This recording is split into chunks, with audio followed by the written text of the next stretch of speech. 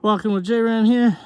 You guys, this is absolutely the best and most beautiful place I've found.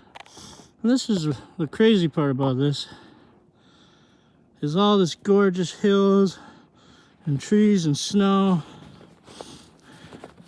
Right now I'm up on top of these giant pieces of granite and bedrock.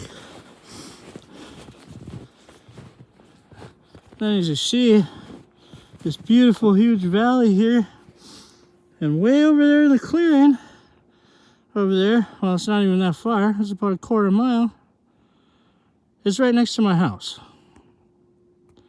Downtown Duluth, Minnesota is a half a mile down there. Right down there. And look at this.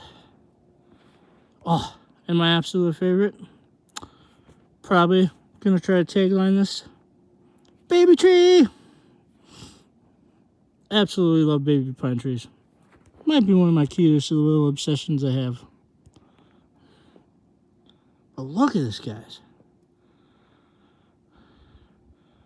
Like, this is literally the best mental health medicine right here.